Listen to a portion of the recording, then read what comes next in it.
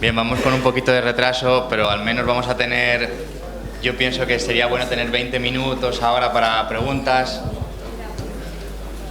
Carlos, tú me decías que querías comentar una cosa antes de que comenzáramos con el debate. Sí, brevemente, he pedido 5 minutos. Tenemos un programa en el que estamos trabajando para una conferencia internacional de ciudades cuna de la humanidad en las ciudades de la guerra en las tierras del Tigris y el Éufrates. Son 24 ciudades, estamos trabajando en las ciudades del sur, que son las que están en paz, y en las del norte. Está Pedro Azagra, profesor de la Politécnica, que hizo la exposición de CaixaForum de las ciudades mesopotámicas. Yo estuve trabajando y estoy trabajando desde hace 15 años en Erbil, sobre todo, Babilonia, en Nayat y en las ciudades de sumerias, y es un programa que, a diferencia del programa que tienen los médicos en nuestra profesión de oficios y de arquitectos, pues hay pocos médicos en estos países, pero hay muchos arquitectos y muchos directores de antigüedades. En el Facebook que tenemos, que os invito a sumaros, somos un grupo de unas 3.000 personas, de las cuales 1.000 son profesionales trabajando en los conjuntos arqueológicos del mundo sumerio y del mundo acadio y de la cultura siria. Para que os hagáis una idea, Erbil es una ciudad habitada desde el 5500 a.C., que tenía agua corriente y escritura, 5500, en las zonas donde hemos estado excavando. La idea es el apoyo a estos 1.000 profesionales que tenemos en el Facebook es HDMI, Heritage Development Mesopotamia Irak 2016-2020, es un programa al que está UNESCO. UNESCO atiende 4 de los conjuntos declarados Patrimonio de la Humanidad. Y estamos la Asociación de Fomento de Relaciones Hispano-Iraquíes, fundada hace 10 años, y tenemos en este momento 12 países asociados, México, todos hispanoamericanos. Esa es la aportación del mundo hispanoamericano.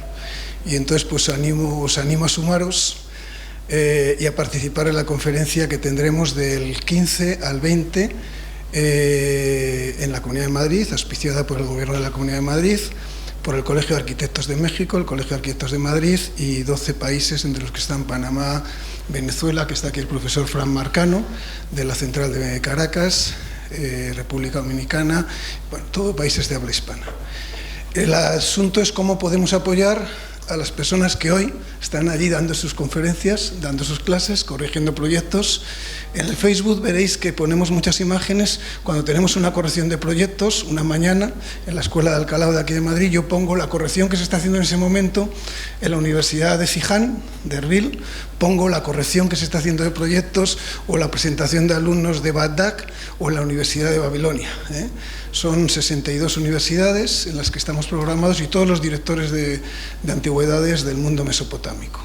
Llegamos hasta el año 1000 a.C., hasta el año 6000. Estaba Ur, está Uruk, que se han declarado ahora Patrimonio de la Humanidad. Y bueno, pues lo que tiendo es la red, a Rafael, el primero, para que se sume al proyecto. Enrique, por supuesto, con la madera, tiene un patrimonio impresionante de madera de esa época, que hemos estado restaurando en Erbil, y a todos los que estéis aquí, sobre todo a los más jóvenes, para que tenemos ahora 22 personas trabajando allí, de varios países hispanoamericanos, y como estamos en época de guerra, cuando estaban hasta hace 8 años había más, y el programa yo creo que es pues cómo podemos apoyar a los profesionales, colegas nuestros de los oficios, del patrimonio de nuestras ciudades cuna de la humanidad. Son 24 las ciudades del programa. En el Facebook veréis todo, todos los días colgamos actividades. Muchas gracias. Gracias, Carlos. Me comentaba Carlos también que si alguno queréis, tienen varios de los libros de Enrique, que podéis hablar con él y él os podría traer mañana ejemplares. Tenemos la Carpintería de Armar española de Enrique, el Tratado de Lope de Arenas que publicó la Fundación Juan Turriano, y el libro de apuntes del máster el que escribe Enrique, pues un artículo fantástico muy parecido a la conferencia que ha dado. Pues muchas gracias. Muchas gracias. Bien, podéis preguntar a cualquiera de los conferenciantes de la mañana o comentar cualquier tema de los que han surgido durante las 2 sesiones que hemos tenido, ya que no ha habido debate en la primera.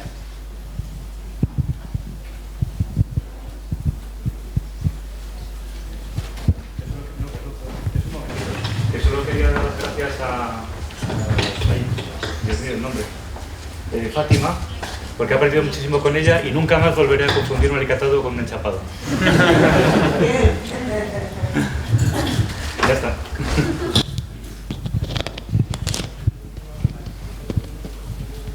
Hola, buenas tardes. Soy estudiante de la Escuela de Arquitectura de Alcalá, me llamo Alexandrina y muchas gracias por este seminario, ha sido muy interesante. Tengo una pregunta hacia Richard Konomakis. Es más, es algo bastante en concreto porque he tratado también este asunto de campos de refugiados siempre con investigaciones de la universidad y me interesa. Es una respuesta bastante distinta a todas las que se hacen ahora y muy interesante también, con mucho potencial, pero me parece que el tiempo de construcción de este tipo de arquitectura a lo mejor no responde a la urgencia de esta problemática. Entonces me estoy preguntando en cuánto tiempo es posible conseguir este campo de refugiados que propone. Y también a qué se debe la morfología de las casas, o sea, de esta casa que se ofrece, ¿no? Y también los edificios públicos que están en el centro de este campo de refugiados son del mismo material, con qué sistema constructivo se proponen y si el campo de refugiados tiene un tiempo de caducidad, digamos, que es temporal, ¿qué pasa luego con esos equipamientos?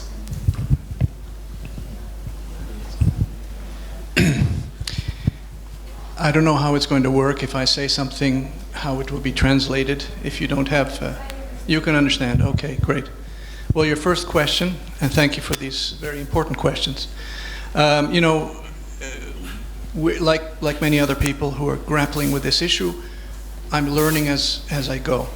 And my understanding about adobe or mud brick construction is that you need approximately 2 weeks for the bricks to dry, and you need approximately as much, maybe a week to 2 weeks, to construct the walls and the vaults. I believe that if the will is there, and if the official apparatus is in place, and you get refugees involved on a voluntary basis, not required, of course, and there's enough refugee teams put in place, you could probably build one of these camps in a month, I think. I'm sure of it, but you need the political will. And so that, I think, is the answer to your first question. The second question, which I think was about morphology, the houses have been designed, the ones that I showed anyway, have been designed to be deliberately simple and in a way almost reduced of all adornment and architectural elaboration for a number of reasons. Financial, because countries like Greece, a number of countries in Europe that are on the front lines are going through a severe economic crisis. Greece is going through a crisis that's equivalent to the Great Depression in America. It's unbelievable. So the funding is one concern, but the other is we want to avoid refugees who are, these communities that I showed are meant to be temporary. We don't want squatters. We don't want people saying, I'm fine here, I'll stay. And so then it becomes a policing issue of removing people to allow for the next wave to come in. So that's the other reason they're deliberately plain. But the units that you saw are also designed to be approximately the size of a typical European resort hotel. The idea being that in a beautiful island like Lesbos or Chios or Samos or etc., where there's the crisis taking place, you could easily, once the crisis is over, transform them into resort communities, or perhaps academic communities for the University of the Aegean, or simply affordable housing. We're going to ask my students in 2017 to redesign this master plan in a way that would envisage locals buying a number of properties together, a number of units together, and seeing whether they can transform them into sizable homes. We'll see what happens with that. So that answers the other questions. The last question was, please remind me. What about the public equipment that you did? Are they made with mud bricks as well? Yeah. And what happens once it is over, like Right. the refugees are on their own? Yes, I think they could be made of mud bricks, but if there is, and it depends on ownership and depends on the financing and whether it's privately driven. If it's privately driven and there's a determination to transform these towns into permanent, not permanent refugee settlements, but permanent building stock, so to speak, then I think the public buildings could be made more permanently. They could be made with stone. I would use, like we heard a number of speakers today, I would arguing that traditional materials would really be what we want to do. And I'm learning just by watching, but by being in this conference, I'm learning all sorts of amazing Spanish techniques that maybe we should use in Greece. I don't know, but so I think they could be made of something other than mud brick, just for the sake of permanence. But the residential, which comprises the vast majority of what you saw, I think probably mud brick is a better solution, because then if you have to get rid of them, all those units, then you just work the brick into the earth, and then you can go back to farming. And so that was the thinking. So I hope that answers your questions.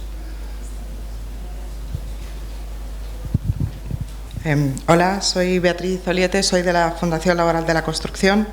Quería felicitar a todos los ponentes porque ha sido muy interesante todas las ponencias que han presentado. Y tenía una pregunta, pues yo creo que para todos, tanto para Enrique como para Carlos, Miguel, Fátima, incluso para las de la Consejería de Mallorca, aunque ya he tenido la ocasión de hablar con ellas. Y es más acerca de los retos y las dificultades que han encontrado en sus trabajos con los trabajadores de la construcción, con albañiles, tanto para las bóvedas tabicadas, con canteros, con los trabajadores de la madera. ¿Qué dificultades a nivel y retos a nivel oficios habéis encontrado? Gracias. En principio no ha sido realmente complicado, porque aunque el oficio del carpintero se ha perdido, pues las herramientas siguen siendo las mismas. Incluso hoy hay herramientas más sofisticadas que ayudan a el que ha perdido el oficio a poder hacer cosas que antes se hacían gracias a una habilidad especial. Y realmente tampoco ha sido muy complicado el conseguir el que la gente se vaya adaptando a modelos que son tradicionales, porque en el fondo es casi una labor del arquitecto la de decir qué es lo que hay que hacer. O sea que el oficio más o menos se va mejorando, y sobre todo también hemos tenido la suerte de tener muchos obreros rumanos, polacos, es decir, gente que todavía sigue siendo carpinteros y que nos han ayudado a que este trabajo pues se siga conservando. Bueno, pues yo es un poco más de lo mismo que dice Enrique, ¿no? Pero sí que me he encontrado muchísimas dificultades, pero me encuentro dificultades por el propio sistema. El propio sistema no nos permite la formación de la gente, ¿no? Nos masacran a los empresarios o a los que sabemos algo. No podemos enseñar porque el enseñar cuesta dinero y la obra no da dinero como tal, ¿no?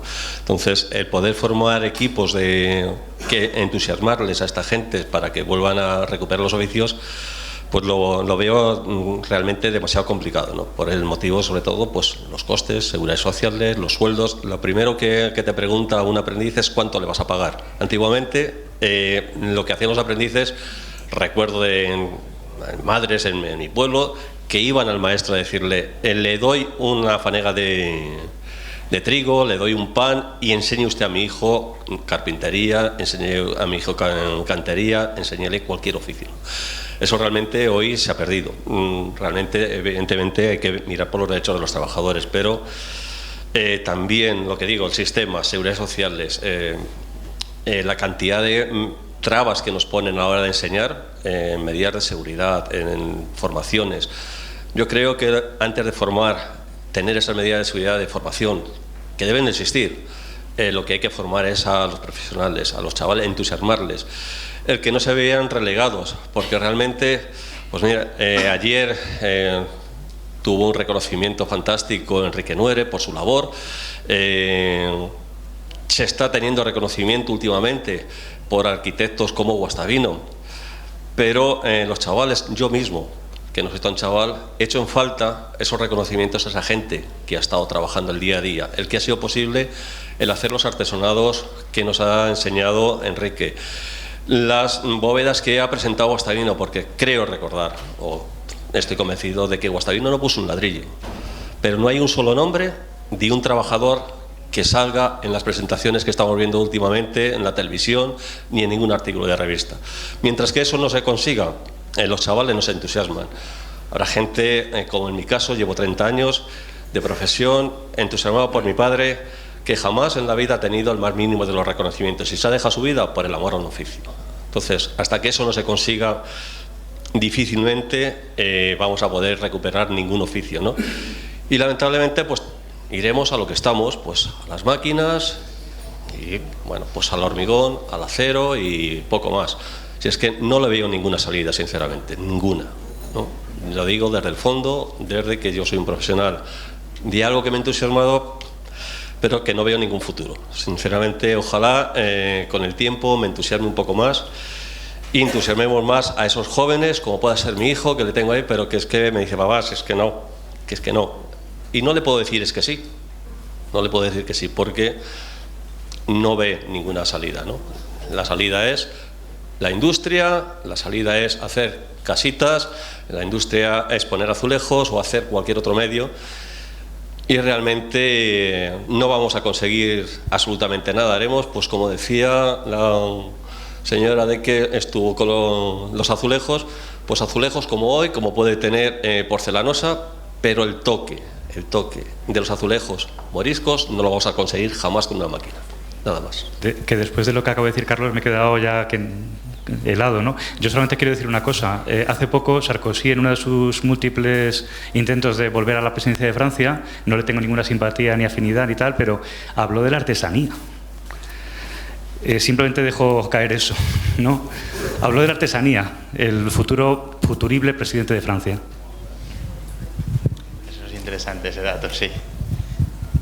Distintos momentos en distintos sitios, parece. Sí.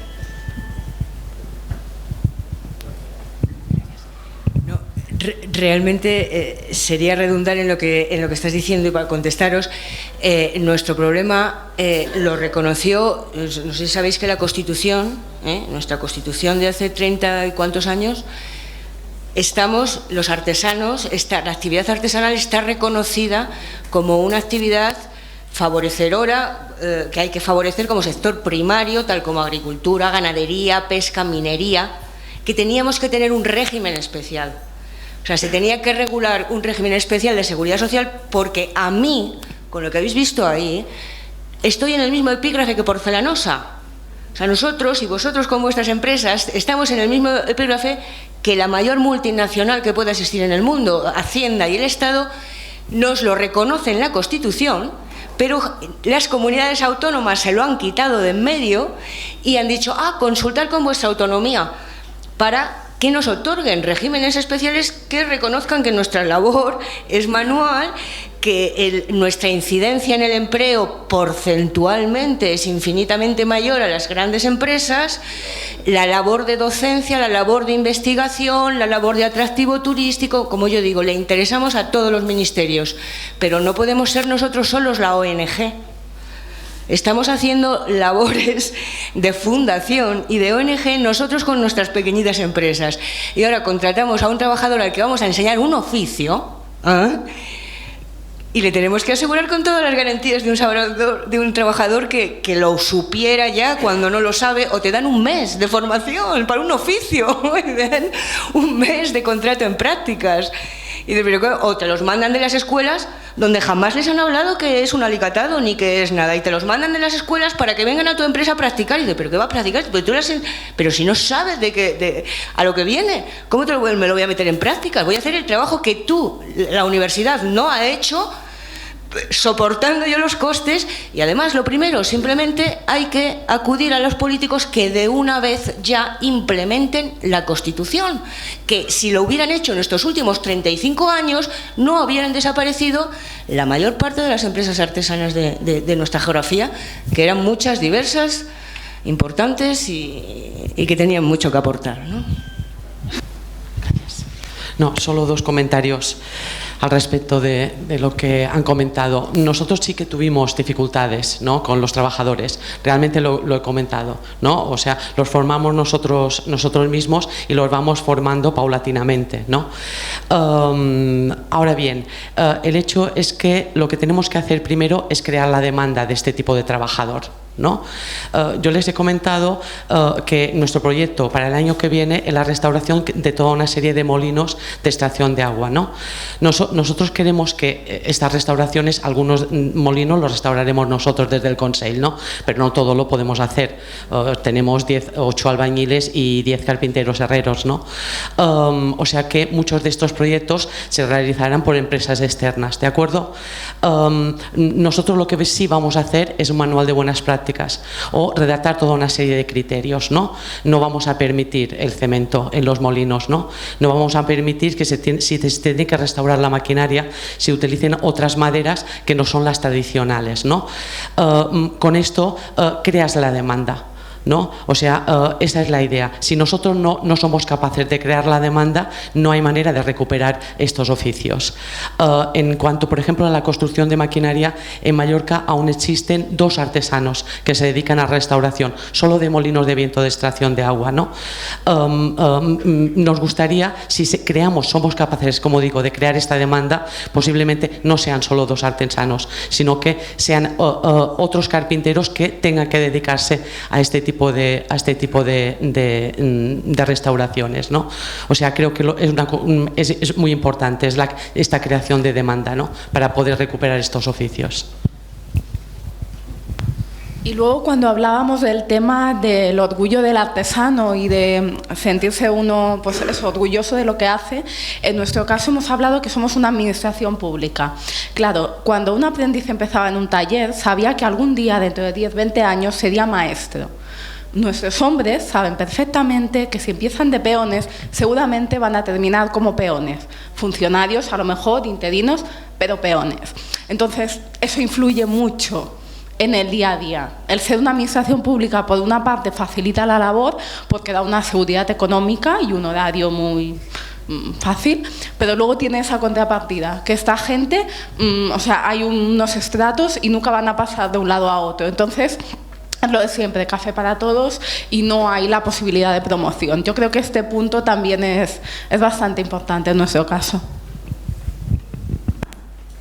Mi pregunta era para Rafael Manzano, porque estaba interesada en... Bueno, acabo de terminar mi tesis doctoral sobre bóvedas espartitas en Europa y entonces me interesaba enormemente el trabajo de reconstrucción de una bóveda espartita en pleno siglo XXI, ¿no? Entonces, las preguntas así que se me ocurrían era, creo que solamente había 2 apoyos originales, ¿no?, en la parte occidental de la bóveda, entonces me interesaría saber si quedaban algunas de dovelas, los enjarjes o algún resto para poder reconstruirlo en una base fiable, ¿no?, en lo que es la estereotomía de la bóveda.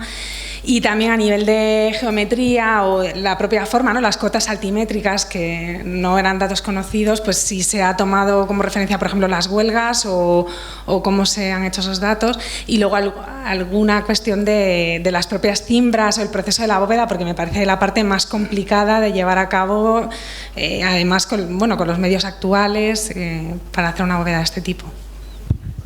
Bueno, en primer lugar, tenía la planta muy exacta, pero la planta podía en principio haber correspondido a 2 bóvedas aristas rectangulares. Podría, solo por la planta podría haber habido las 2 hipótesis, la de la bóveda espartita. Es más, estéticamente no me gustaba la bóveda espartita, o sea que, pero cuando ya pusimos andamio a aquella altura, había esos 2 arranques, uno con bastante dimensión, el de la derecha junto al arco triunfal del presbiterio, y el otro que era más breve en su desarrollo, pero también marcaba una orientación. Entonces simplemente alineamos y se comprobó que el ángulo iba directamente a 2 pilares más allá. O sea que la planta y la garantía de que había bóvedas espartitas existió. Por otro lado, también existía la razón estilística de que el modelo de ese ábside es de las Huelgas de Burgos, y que en las Huelgas de Burgos y en otra serie de monasterios del entorno se ve que había habido esa tradición de marcar eso, cuando ya estaba fuera de uso las espartitas, y cuando las espartitas es más incómoda de desarrollar y de construir que una bóveda de ojivas normal. O sea que garantía de que era espartita todas. Teníamos dovelas, bastantes dovelas. Además se podían distinguir las dovelas del ábside de las dovelas de otros tramos de iglesia posteriores. O sea que el ábside todo tenía las mismas dovelas, salvo el arco que separa el anteábside del elemento radial. Teníamos unas cuantas claves, felizmente, y las claves también nos daban unas alineaciones de las bóvedas. Por otro lado, bueno, pues en principio partimos de la hipótesis que se confirmó ser válida, de que todos los arcos eran semicirculares, las diagonales, y que daban unas alturas bastante lógicas, y que situada la clave, pues hicimos ya el trazado. O sea, primero hicimos una colocación previa de la clave para desde ahí hacer unos trazados sobre unos grandes cartones, unos trazados de los aproximados de la bóveda, y se pudo comprobar que estábamos muy cerca a lo que es normal en el arte gótico, que es que los diagonales sean también semicirculares, y no también sean semicirculares, mientras que las ojivas, tanto los formeros como los dos arcos primarios, los dos fundamentales, los dos de paso de la bóveda, eran apuntados, como era lógico. Y la verdad es que todo coincidía bien, tampoco hubo que hacer mayores, devanarse demasiado los sesos. Aquello se ha montado y es como el reloj, cuando anda, pues no está mal montado, ¿no? Si no anda, malo, ¿no? Pero todo ha ido bien y todo se ha coordinado bien. He tenido mis dudas, ¿no? Porque también muchas veces el arquitecto tiene sus impulsos de arquitecto, y por ejemplo a mí me molestaba que no hubiera nervio de espinazo. El espinazo es muy burgalés.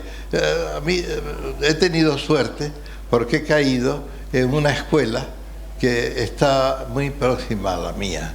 Yo he trabajado bastante el gótico cisterciense en tierras andaluzas. El gótico cisterciense en tierras andaluzas lo traen los canteros burgaleses de las Huelgas, que están trabajando en el Taller Real de las Huelgas y en el Palacio Anejo y en el Hospital Real, etcétera. Ya ha desaparecido tristemente.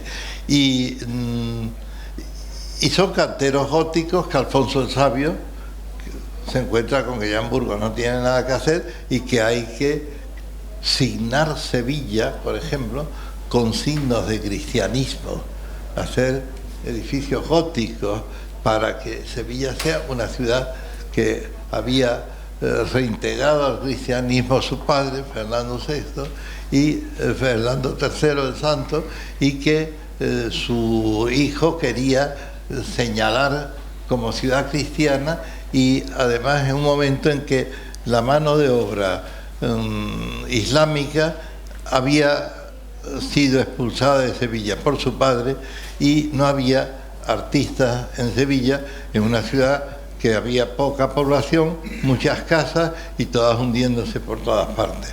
O sea que hay una traída, un traslado de temas góticos. Y es curioso que en Sevilla ya la iglesia de Santa Ana, que es la primera que construye Alfonso el Sabio y que va a servir de modelo a las cabeceras góticas de las iglesias mudéjares posteriores, pues tienen todas nervio de espinazo. El nervio de espinazo viene a la catedral de Burgos, o sea que es algo posterior a las huelgas, pero cuando se construye el monasterio, yo pienso que ya las huelgas de Burgos estaban construidas, pero en la clave no había un encuentro para el nervio de espinazo y por lo tanto no se lo he puesto. Pero hubiera conectado mejor, ¿no? Hubiera salido más proporcionado todo con nervio de espinazo burgalés, que yo siempre digo, el espinazo burgalés. Pues aquí yo no he podido ponerle a la bóveda su nervio de espinazo. Y luego, pues, el dobelaje, que había bastante. Felizmente había bastante dobelaje auténtico. Y claro, eso estás muy tranquila porque ya ves las curvaturas, las compruebas y son sensiblemente semicirculares. Y ya te digo que es muy importante tener las claves. Tener la clave es lo importante en esta vida. Pues ahí estaban las claves. Oye, una cosa, habéis hablado. Yo he tenido mucha suerte con mis artesanos, mis obreros. Primero porque me han querido mucho. Y segundo porque yo los he querido mucho a ellos. Y además, ellos en muchas ocasiones se han conformado con mi aplauso, simplemente. Con que vamos a hacer esto y conseguir hacerlo era un éxito que yo les he aplaudido muchísimo. Y para mí mi gente han sido siempre mi familia, mi gran familia. Lo mismo que han sido mis alumnos, que ninguno ha aprendido nada de mí, de lo que se refiere a la arquitectura, ¿no? Yo he sido un profesor bastante aplaudido como profesor de Historia del Arte. Me acuerdo que hubo un momento en que hacía unas encuestillas. Pongan ustedes un papel que le apareció a la clase si creen que debemos tal cosa, tal otra. Y me contestaba una niña anónima que decía, ay, a mí me encanta, pues yo llego y cierro los ojos y oigo al profesor, una maravilla, ¿no? Me quedé horrorizado, ¿no? Porque yo, pero esta mujer, ¿para qué le sirve todo esto que yo estoy predicando? Iba la historia del arte por un lado, y a pesar de que yo quería enseñar la arquitectura a través de la historia del arte y de la arquitectura, y sobre todo a través de la historia de la arquitectura muy dibujada en la pizarra, ¿no? Que era muy dirigida al arquitecto, ¿no? Muy lejos de la que debería ser la historia de la arquitectura para las facultades de letras o otros centros de interés por el arte, ¿no? Bueno, pues nada, y desde luego mi obra era absolutamente nefasta, ¿no? He sido un arquitecto maldito en todas las esferas de mi entorno, ¿no? Bueno, vámonos a comer. Bueno, comamos que es más sano que hablar aquí tanto. Bueno, ya nos veremos. Gracias a todos. Siento el retraso, se ha ido acumulando desde temprano, no hemos podido con él, pero bueno, no ha estado mal, no es tanto. Espero que mañana lo cumplamos mejor. Y veros a todos por aquí de nuevo. Gracias por venir. Gracias a todos.